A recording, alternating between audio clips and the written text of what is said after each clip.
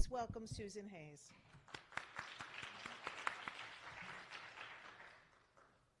Good morning.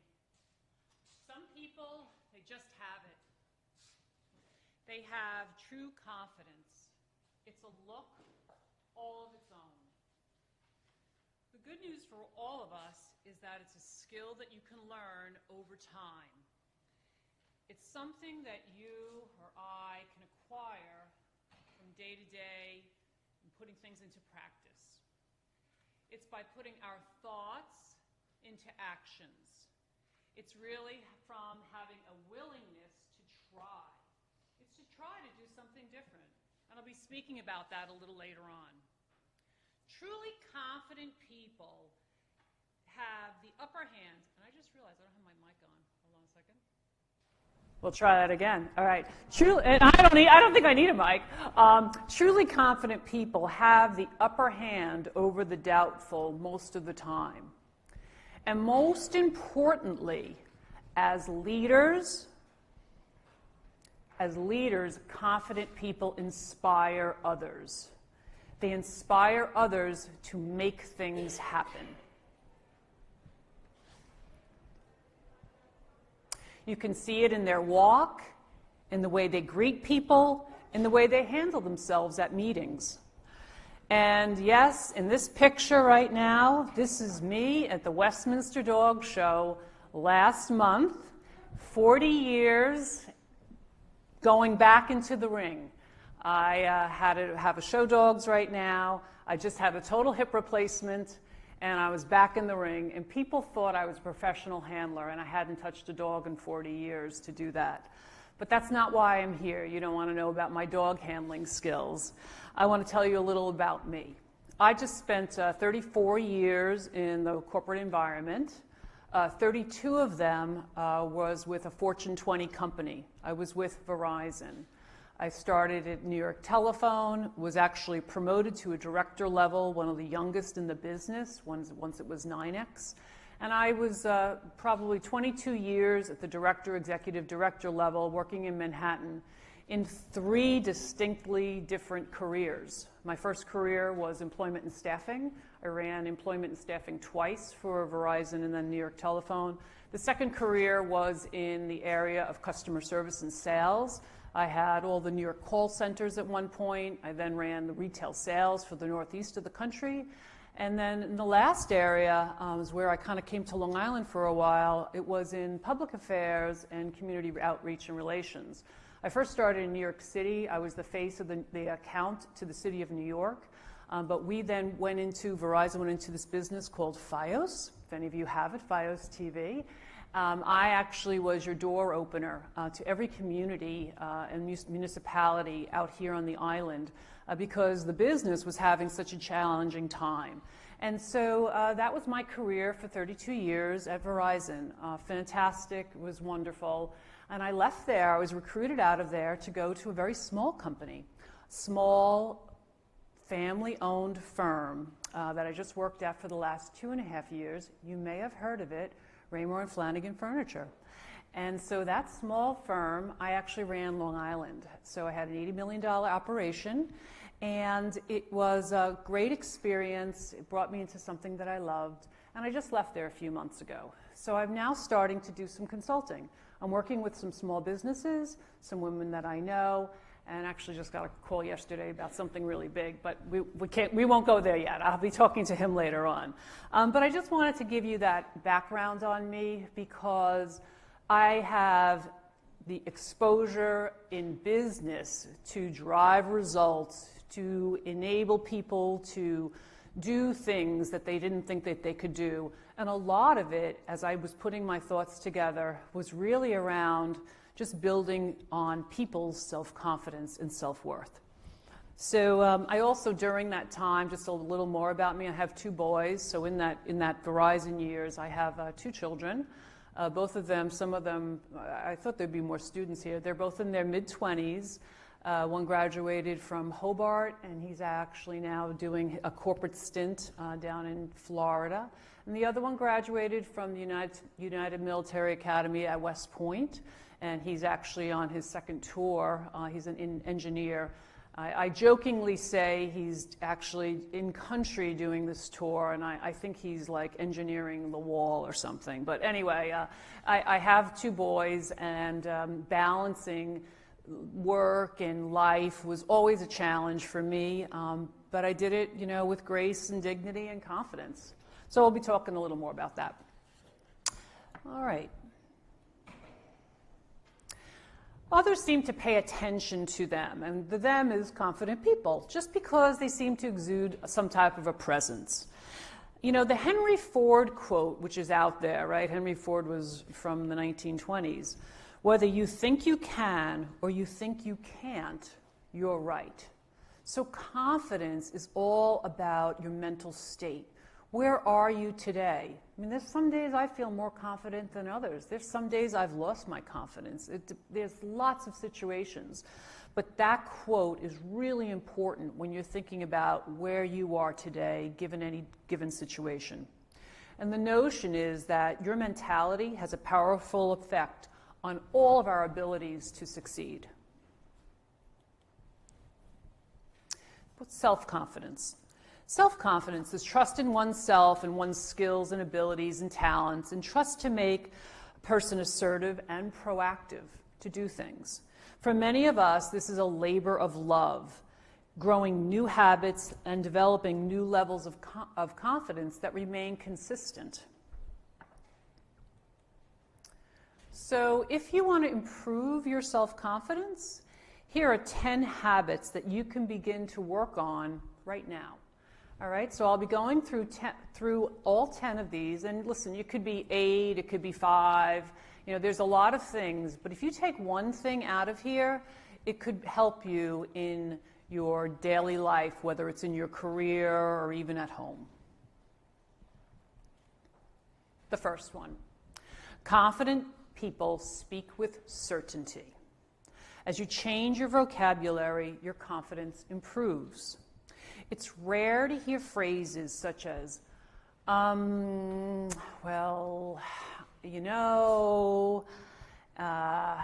not really sure. There are different phrases. In fact, the speaker just before in this room, if any of you were here, she was making some comments about it, and I thought, oh man, that was just perfect. But it was really speakers that speak assertively, because they know it's difficult to get people's attention, right? And so leaders that are more assertive and confident, people listen to their ideas in a different way. It's the way you deliver your ideas with conviction and with passion.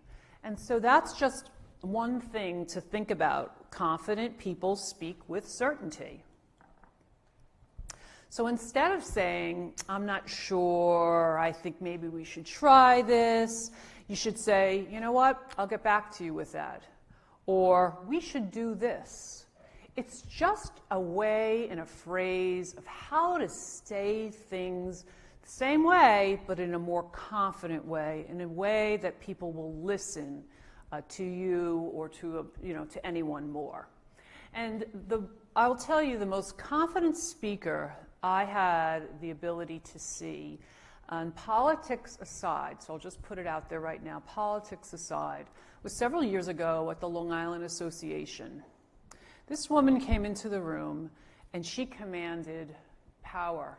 She commanded prestige. She had it all together. She got to that podium and you couldn't hear a pin drop. And the way she presented her ideas and her thoughts were so riveting, and she probably is one of the best orators that I've ever listened to firsthand and to be present to, and that was Hillary Clinton. She was really just dramatic. If any of you have seen her, has anyone here seen her in person speak? All right, it's unbelievable. TV does not do her justice. In person, it's like she's got this aura around her. So who knows, maybe she'll be the something in the future. Anyway, all right, so let's go on with what else confident leaders do. So confident leaders, they seek out small victories. People with confidence don't see the mistakes as the failures.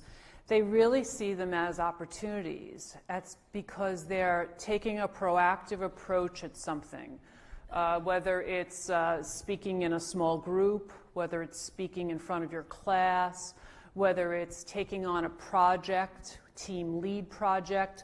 You know, they look for these small victories. Listen, things go well, and sometimes things don't go so well, and they really learn from them to try to build on it for the next time. So they challenge themselves to compete. They kind of compete within themselves. They also admit and they own it. If they make a mistake, they learn and they move on. So the person that I've thought about, just to give you a frame of reference of someone that I think has, you know, she's had some stumbles. She's not a TV star that you would necessarily think of right away. When you think of the show, the TV movies King Kong, Sin City, or The Fantastic Four, and then you think of this person is also a mom, but what she did in 2011 was she's the founder of The Honest Company. This is a mission-driven consumer goods company with safe products that perform.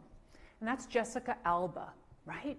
And so when you think about it, there's been some hit or misses along her way with her, both her movies. They're not superstars. They're not rocking it out. They're not rocking it out. Her company, though, is rocking it out. And so her company right now is a multi-billion-dollar company that she saw that need, you know, with her as the founder back in 2011. Her net worth is over $400 million, and she also has written a bestseller, and she's the wife and a mother of 3. But she's someone that along that path, if you read about her, she took some chances and some things didn't work so well. And then she tried it again. So it's just someone to keep in mind about that there are people obviously in the popular press that you can find, as long as we can always find things within ourselves around this area as well. All right, confident people. They find their happiness within themselves. Confident people, they can praise themselves, they can find joy in what they accomplish privately. So it's not about everything needs to be shared with the world. You don't have to tell everyone on Facebook every little thing that goes on. You can do that if you're still trying to build your personal credibility and profile, but you know, a lot of it is the joy is within yourself. And so happiness is such a critical element for confidence, because to be confident in what you do, right, is because you have to be happy with who you are. And again, the speaker just before was saying, you know, kind of do your own life plan, and that is make sure you're doing things that make you happy, your authentic self fulfilled, because then that will come out in what you do. It's a real, you know, it's a paradigm shift. Everyone's like, focus on the job, right? Focus on the job. What job am I going to get? Well, yeah, there are jobs out there, but if it's not a fit, if it's not going to make your, song sing, your heart sing, it's sometimes you're just going to go through the routine of a job. So confident people do find that happiness from within themselves. They know it doesn't matter to them what others think, because they know their worth and that they're pleased with themselves. You know, there are times, this is actually a good one, because I've had supervisors or bosses, group presidents I've worked for, right, that sometimes my work, or I'm not the right person. And that's real for that person to work with, right? I actually just had 3 boss changes in one situation. One, you were great. You hired me. The next, oh my God, you were the best. I can't imagine that you're here. The next, all of a sudden I get the next. I can't do anything right. Can't do anything right. Nothing. Is it what changed? I didn't change. Not a thing about me changed. You know, I was given it, doing all my things that I usually do. Couldn't do a thing right. It happens. I knew I had my confidence, though, still about me. Does it get shaken a little bit along the way? Absolutely. You know, do you have to go home and, you know, you don't kick the dog. You know, you have my dogs. But you don't do that. You just kind of have to try to figure out, all right, how do I have to manage this guy or gal or whatever it's going to be? What am I going to have to do? Because it's really incumbent upon us.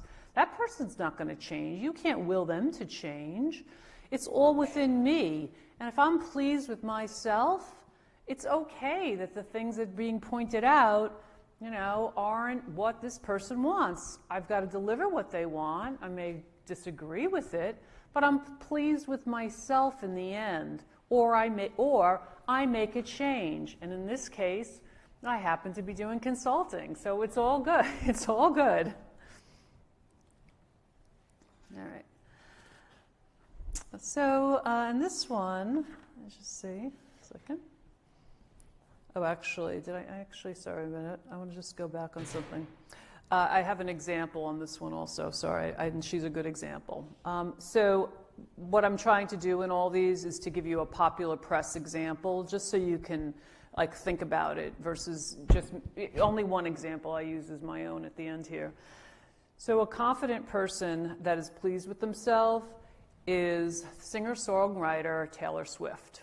So when you think about her, first off, I don't know if anyone ever saw the documentary of her as a child. I probably saw it 5 years ago or so. You know, this is a young girl who knew she wanted to be a country star, right? She wanted to be a country star.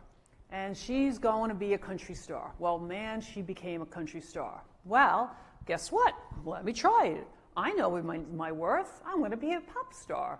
Well, Taylor goes on and she becomes now a pop star.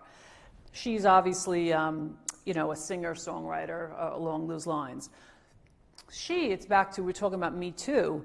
You know, in August of 2017, Taylor just had a suit that prevailed in that Denver groping DJ sued her because he lost his job at a meet and greet, but the jury sided with Taylor. And what I say is that her confidence, right, was there to take this on, and it was kind of before the Me Too. She was a little ahead of it. That was in August of last year.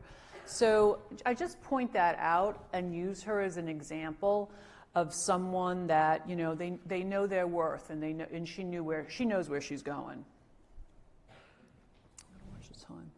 Confident people don't have to be the center of attention. Confident people don't need the attention. They know who they are, and they know they are worthwhile. And so confident leaders know that people are turned off by those that are desperate for attention. And you all know those attention grabbers. They just talk nonstop. They just grab up the room. They suck the oxygen out of the room. It's just not something a confident person has to deal with. That's from an insecure person, actually. Being your authentic self is much more effective than trying to prove that you're important. Interestingly, their lack of seeking usually means that more people pay attention to them. And in most cases, this confident leader knows that it's having the right attitude and the right approach as it relates to handling people in different situations. And in many cases, the positive approach is the approach that works best. And the example that I'm going to use on this one is a woman that is in extreme power. She may not be a name that's known to you, but you will know the products that she represents. Her name is Indra Nooyi. She is the chairwoman and CEO of Pepsi, and she has been since 2006. So we talk about glass ceilings. You know, this is a woman, you know, born in India, schooled in India, raised here, moved through the ranks, right? So she's moved through the ranks. It wasn't her company. It wasn't a family company, and it wasn't a startup. So she's moved through the ranks of Pepsi and Frito, and she's put things together, and she is consistently on the Forbes and Fortune most powerful lists for women. She's someone that, if you ever read her story, she's someone that you sit back and you have to say in awe, because the attention is usually not on her. Her praise is to her team, and she really is, well, she's a brilliant woman. But it's a name just to keep in the back of your mind. Confident people take risks. And so if I don't take this risk, will I regret it later?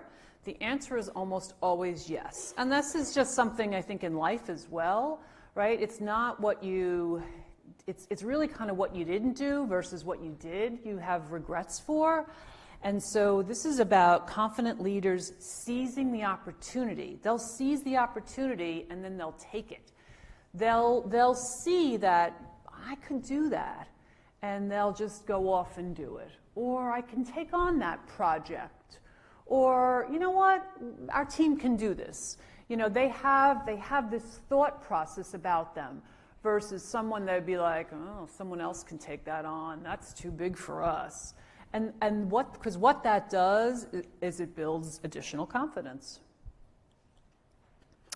The confident person knows that the worst that can happen is failure, and that they learn from their failures. And what's failure? I mean, if you're standing and you're breathing, you're fine, right? It's just, it's just a discipline that's just gone. You got to learn again. Instead of worrying about what could go wrong, they wonder, what's stopping me? And then they go for it. Fear doesn't hold them back because they know if they never try, they're never going to succeed.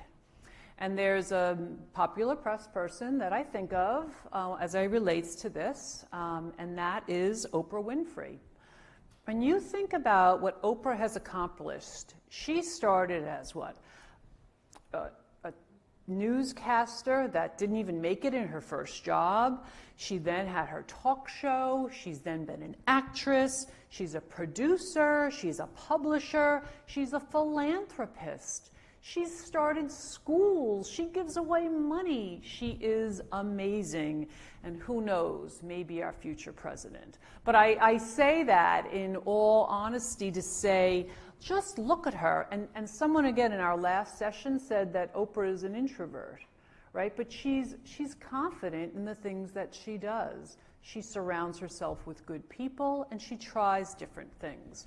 So I just, again, use her as an example. Confident people celebrate the successes of others. When you know who you are and you like who you are, it's easy to praise others and who achieve something great. You know, if you know you've got it together, it's all about everyone else. As confident leaders, you know it's not about you. And in doing so, it doesn't take away from your worth, nor does it diminish your successes and achievements in any way. And so confident leaders focus outward. They see the accomplishments and they praise their teams for specific and general activities, right? So there's general compliments, but then there's very specific, which are really the most beneficial to the individual. Praising is a natural occurrence of these leaders. And then when you think of a celebrity that relishes in the success of others, I think of Ellen DeGeneres. Actually, I had someone else, but one of my girlfriends said, "Oh my God, how could you not have Ellen in this?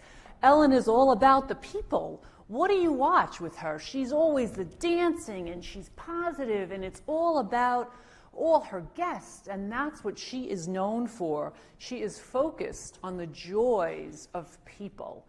And so in this case, everyone, you may or know the history of Ellen, right? So I won't go into her background, just focusing on what she does today. You know, she's learned it. There's a lot of learned behavior along the way. Okay, confident people don't judge others. Confident people choose their own lifestyles and they allow others theirs. They know that everyone has something to offer and they don't need people to take down, to feel good about themselves. You know, someone that has low self-esteem or low self-worth, they'll do that because they want to pull people down. But people with confidence and happiness and feel good about themselves, that's not what they're about. They're about building esteem in others. They're about seeing the differences and understanding that these differences can all help us collaborate, become more successful as a team or a unit. And when I think of a celebrity in this area, I think of Lady Gaga, because when you think about what she has done to really embody celebrating differences, she launched her Born This Way Foundation, right, which is, you know, here to support the LGBT advocate and organization. She is a singer, a songwriter, actress, and a philanthropist herself. And so here she's celebrating all of the folks, and I just went blank on what they're called. What are they called? Monsters, little monsters, right?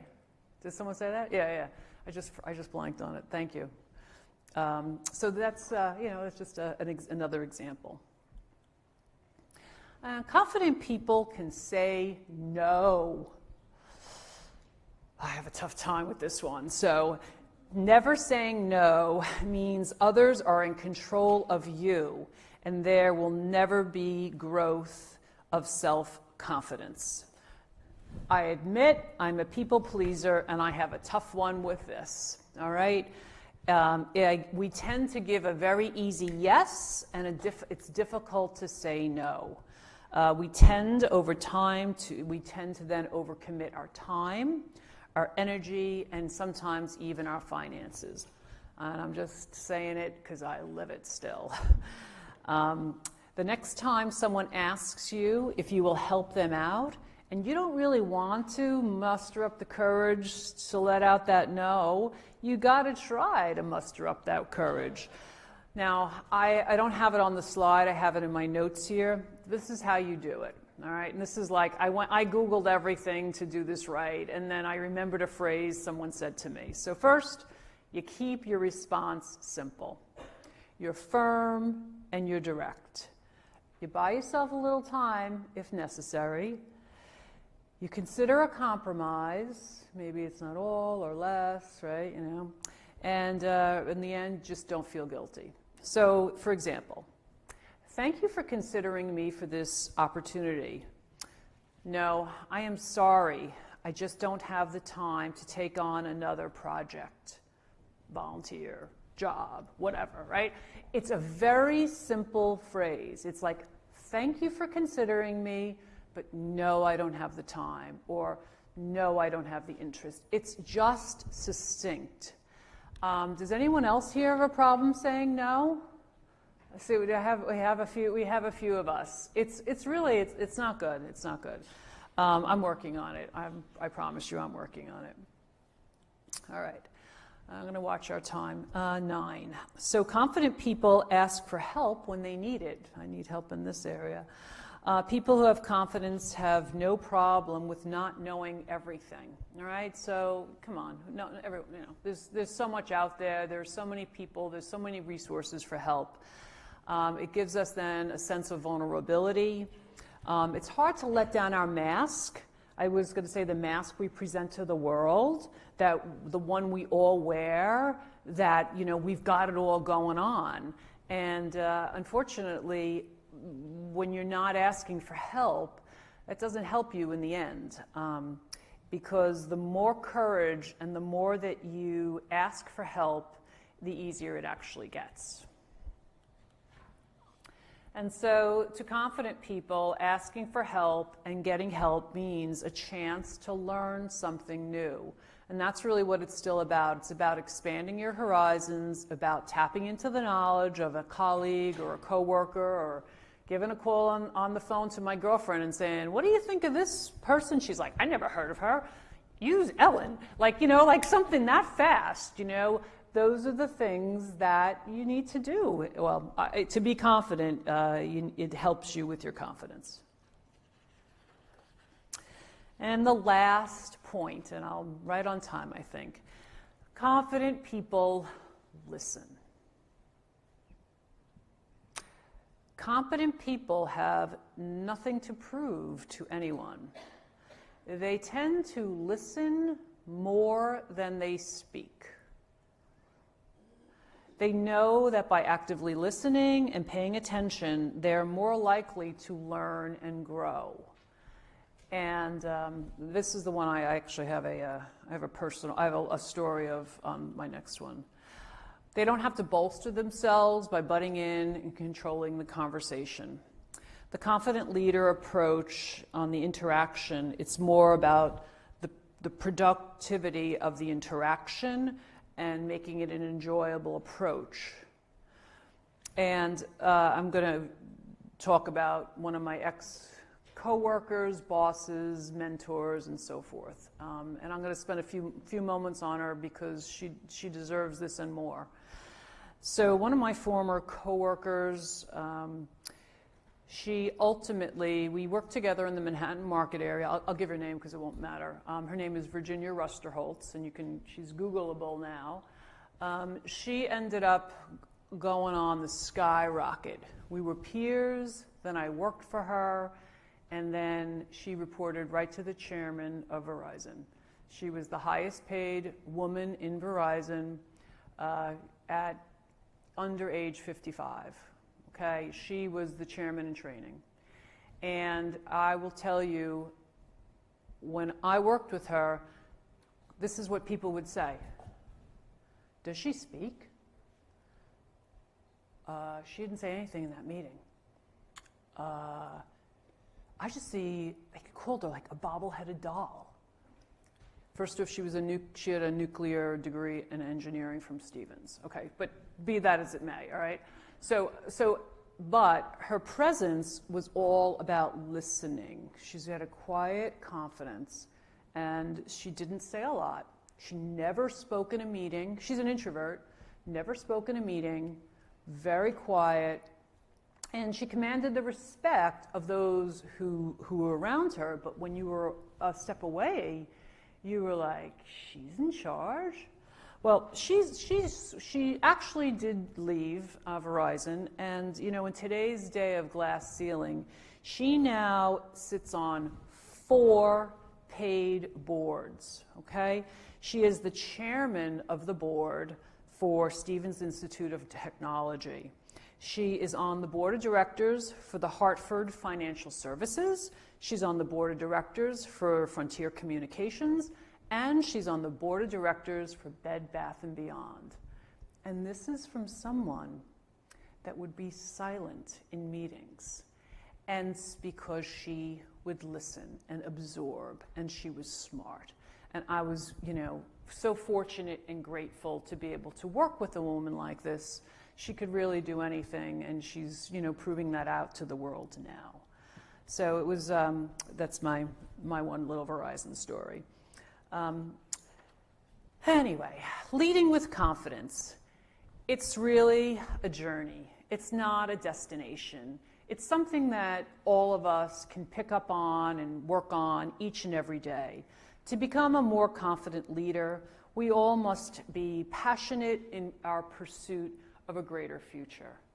And I hope in those last 10 slides or 10 ideas, they gave you something to think about as you pursue, through your day or through your career or even in your work day on a day in and day out basis. So thank you very much.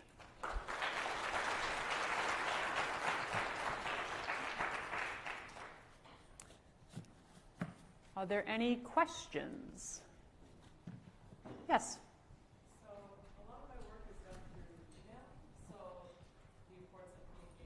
And I go through a lot of issues where, especially with people who are higher above me, I have to sometimes have one of those really crazy email chains where I'll email about an issue and I'm always going back and forth whether to share more information or less information, because whenever I do, either way I seem to go, it always seems to ensue chaos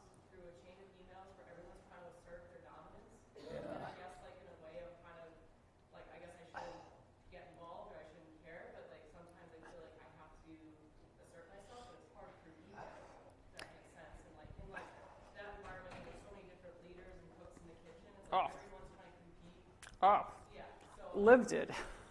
Yeah. kind of like, Yeah. I guess I can just go with like I, my answer, but at the same time, it feels like I need to do more. yeah, I used to have a thing. If it went more than one bump and one bump back, it depends upon, I would then pick up the phone. So a lot of the times is those email wars are just become, it's passive aggressive, right? So it's passive, and then people can be aggressive in it. And it is not useful. It's back to, having face-to-face meetings or getting on a quick conference call so you can address it. Let's dial into my bridge at 3 o'clock so we can all get on the same page. I see it has some controversy. It's better than doing those email wars. I lived them. They're horrible, and that is my best advice to you, is just to, is that possible? Some of the time, yes. Okay. I know there's a lot of, for some reason, like, a lot of my friends say, like, I can do it from any location and it's all Right.